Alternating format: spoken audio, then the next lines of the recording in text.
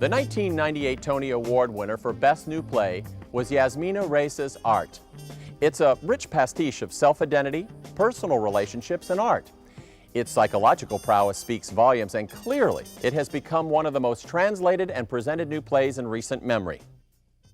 You have a very neutral, ambiguous, ambivalent, blank canvas, and you have three friends, and the chaos ensues from the viewing of this very neutral piece of work.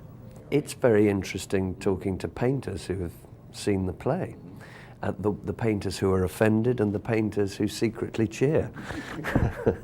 And you get a good insight into what those painters' paintings would be like according to their reaction to the play. But I think it's important that, and I'm sure Henry will say so, you know, the actor playing Saj, that his viewpoint is as valid as Mark's. Why shouldn't he change direction in the middle of his life, pursue something rigorously, zealously? And my character, Ivan, would say, yes, why shouldn't I support my friend who goes off in this direction? It cannot be the foundation of the destruction of a relationship, this painting. Why shouldn't he collect it? There are remarks made about you that you do change, or have not necessarily changed in the show, but they initially really liked you for certain qualities. For your eccentricity, I think was one of the words they used.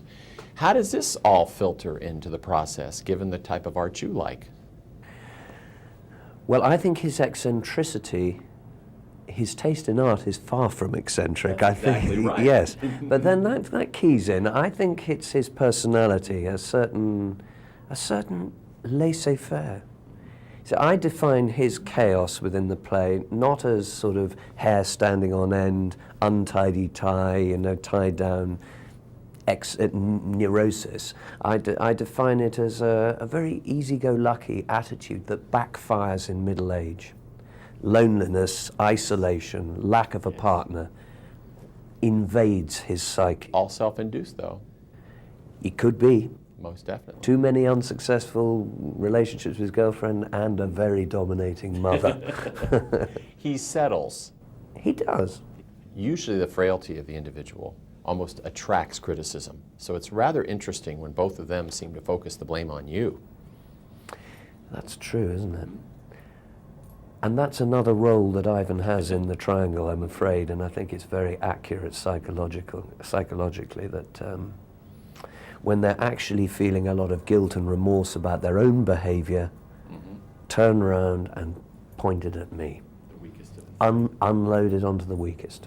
Ostensibly the weakest. Henry, when I saw the piece, I see a similar set for all three flats. The only porthole that's different is the piece of art. I immediately thought of the internal workings of the mind, and maybe what we might be dealing with here is sort of Freudian in nature. Now, you played Freud. I did indeed. Okay, yes. your character would be, there's no evil intent here, but you're sort of running amok in the art world. So your character would be the id. Mark would be the superego, the conscience. Hey, look, this isn't art, reining you in. Sure. And Ivan, of course, would be the slave of whoever is the victor. I think that there's a more developed idea on the similar principle, which called transactional analysis, which came out in the 60s and stuff. And the idea there that there's in each of us an adult, a child, and a parent. The adult is the person who's learned and can cope and is balanced, and picking up on that analogy, the child is that forceful, immediate thing that needs constant instinctive basically satisfaction and pleasure and so on. And then the parent in the middle that's trying to move between them is similar to the superego. And you could say, although it is dangerous to literalize anything. Yes, because we don't want to do that with a piece of art, absolutely. do we? You could say that those are the forces at play. I mean, what's fascinating is that these people need each other in order to be complete. Yes. And you can't, none of those things in a human being can exist. There's no such thing as a superego on its own. Right. It can only exist in relation to that other conscious survival instinct, which is ego, or the sensual instinct, the id, or whatever. And so that's what's interesting about that analogy, is that they desperately depend on each other to be able to do their different jobs.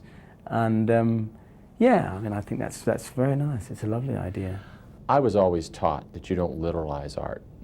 and especially a lover of the classics, ought to know better. We have to talk to Mark about this. Mark is literalizing your piece. You look at it, you feel it, you sense it. It's a journey for you. That's all you need to know. That's all we should know about art. But in a way that's true, but it's a very decent approach. The truth of the matter is we're all tainted and human. And so I think that Serge also needs to believe in something. And so I think one of the questions that she does ask, Yasmina Reza, in this play is people need each other, and they need sometimes, maybe being a good friend is knowing when to lie, when to say, very true. You're conning yourself, and I know you are, but I'm not going to tell you.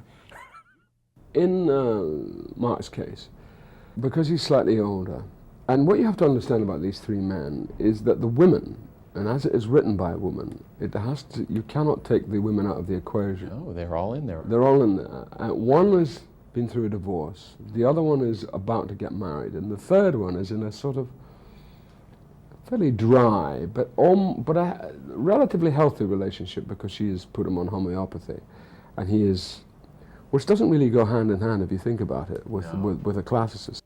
And the frustration and the reason that these three men go crazy is because they're trying to deal with something which is a very fundamental question, is from what point do you come and to which point are you going, and particularly in relationship to one another. When the piece is over, we've repainted that canvas, haven't we? Well, we have. The interesting thing about the thing about the white painting is that the white painting, if Mark comes at the end of the play, when he looks at the white painting, he now sees something, because the white painting has now been invested with something, which is an argument. And this is where Yasmina, as a playwright, is very clever, because it isn't an anti-contemporary art piece. It is quite clearly a piece that says that has to be taken into account, that something you can now has, because of conditioning, because of what it has an identity. That white painting is the summation of Ivan, Mark, and Serge's friendship. It represents the hurdle that their friendship had to overcome to go on to a new level. They've all gone in and out of the painting, haven't they? Absolutely, and that's the brilliance of the painting. That's what the brilliance of the play, and that's why it has to be a white painting. It can't be anything else.